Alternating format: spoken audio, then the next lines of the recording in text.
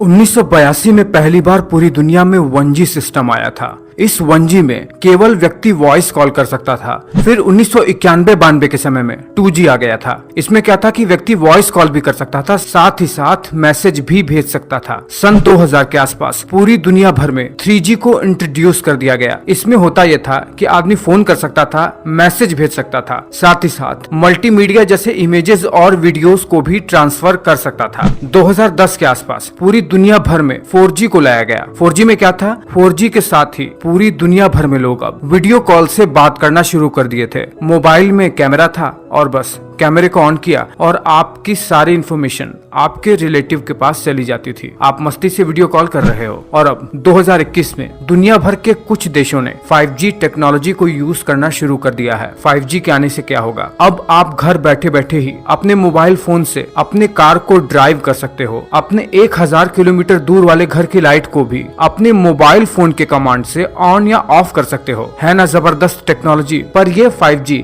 आखिर काम कैसे करता है? किस आधार पर ये बातें कही जा रही है कि यह 5G इस आधार पर दुनिया को बदल देगा? चलिए आपको ये सब बात बताते हैं। ये सब समझने के लिए सबसे पहले आपको ये समझना पड़ेगा कि आखिर मोबाइल नेटवर्क काम कैसे करता है। हम किसी को जब फोन लगाते हैं या जब हम कोई डाटा ट्रांसफर करते हैं तो ये डाटा ट्रांसफर कैसे होता है? देखिए, आपने किन्हीं घरों की छतों पर मोबाइल टावर को तो देखा ही होगा। आपको पता ही होगा कि मोबाइल टावर का काम क्या है। इस मोबाइल टावर का काम आपके मोबाइल फोन से सिग्नल को भेजना या रिसीव करना होता है। एक बार मोबाइल से टावर तक सिग्नल आ गया, फिर उसके बाद इस मोबाइल फोन से आने वाले डाटा को ट्रांसफर करने का काम इसी मोबाइल टावर के नीचे से जाने वाले बड़े बड़े वायर्स करते हैं। देखिए होता क्या है, इन टावरों के अंदर बड़े बड़े ऑप्टिकल फाइबर लगे रहते हैं जो कि एक रीजनल मोबाइल स्विचिंग सेंटर में जाकर कनेक्ट हो जाते हैं। वहाँ पर उस किसी स्पेसिफिक क्षेत्र के व्यक्तियों का मोबाइल सिम का डाटा, जैसे आधार कार्ड वगैरह, ये सब चीजें रजिस्टर्ड रहती हैं। जैसे मान लीजिए आप लखनऊ में हैं और आप किसी भोपाल के व्यक्ति को फोन कर रहे हैं, तो सबसे पहले जैसे ही आप अपने भोपाल वाले व्यक्ति को फोन लगाएंगे, आपके मोबाइल से सिग्नल नजदीकी वाले टावर पर जाएगा। वहां से सिग्नल टावर में लगे ऑप्टिकल फाइबर से होते हुए लखनऊ के रीजनल मोबाइल स्विचिंग सेंटर में चला जाएगा। अब यही सिग्नल भोपाल वाले मोबाइल स्विचिंग सेंटर की तरफ ट्रांसफर हो जाएगा और फिर भोपाल की मोबाइल स्विचिंग सेंटर से ये सिग्नल भोपाल वाले व्यक्ति के नजदीकी टावर पर जाएगा और वहां से सिग्नल इस भोपाल वाले व्यक्ति के मोबाइल पर जाएगा और व्यक्ति को फोन आने लगेगा। इसी तरह कई जंक्शन पॉइंट से गुजरकर हमारा डाटा भी ट्रांसफर होता है। लेकिन हमें इस वीडियो में ये जानना है कि 5G कैसे काम करता है। आखिर किस आधार पर लोग कह रहे हैं कि 4G के मुकाबले ये 5G 100 गुना ज्यादा तेज स्पीड देगा। इसकी लेटेंसी यानी डाटा को रिसीव या ट्रांसफर करने के लिए जो टाइम लगेगा वो मात्र और मात्र 1 से 10 मिलीसेकंड तक होगा। चलिए आपको ये सब बात बताते हैं। देखिए, नेटवर्क को 5G में अपग्रेड करने के लिए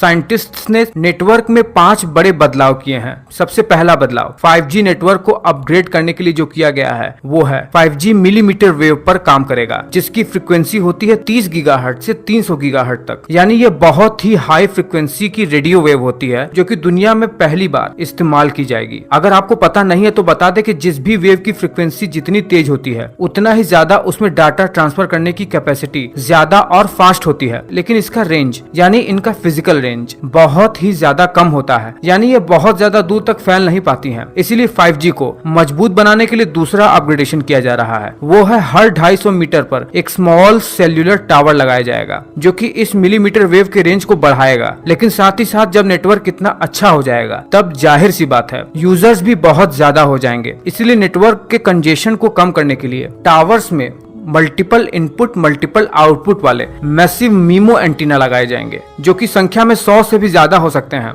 ये होगा 5G को अपग्रेड करने के लिए तीसरा बड़ा बदलाव। आपको बता दें कि 4G में इन मैसिव मीमो की संख्या केवल और केवल 10 से 12 ही होती थी, लेकिन 5G में अब एक टावर में 100 एंटीना भी लग सकते हैं। साथ ही साथ जिस यूजर पर ज्यादा ट्रैफिक आ रही होगी, जो यूजर ज्यादा डाटा को कंज्यूम कर रहा होगा दूसरों की तुलना में, वहां पर ज्यादा अच्छे तरीके से डाटा को प्रोवाइड कराने के लिए बीम फॉर्मिंग टेक्नोलॉजी का इस्तेमाल किया जाएगा। जिसका मतलब ये है कि सिग्नल को यूजर तक पहुंचाने के लिए सिग्नल को बिल्कुल बीम की तरह यूजर तक प्रोवाइड कराया जाएगा। इसे सिग्नल ट्रैफिक मैनेजमेंट की तरह समझिए। ये चौथा बड़ा बदलाव है 5G अपग्रेडेशन में। फिर उसके बाद 5G नेटवर्क को अपग्रेड करने के लिए जो पांचवा बड़ा बदलाव किया जा रहा है वो है फुल डुप्लेक्स का। देखिए, अब तक जो नेटवर्क हम यूज करते आ रहे थे उसमें टावर पर लगे रिसीवर एक समय में केवल एक ही काम कर पाते थे, या तो वो डाटा को रिसीव कर पाते थे या तो वो डाटा को ट्रांसफर कर पाते थे। लेकिन अब 5G टेक्नोलॉजी को फास्ट बनाने के लिए इसमें सिग्नल को 2 लेन में कन्वर्ट कर दिया गया है। मतलब अब कोई भी नेटवर्क टावर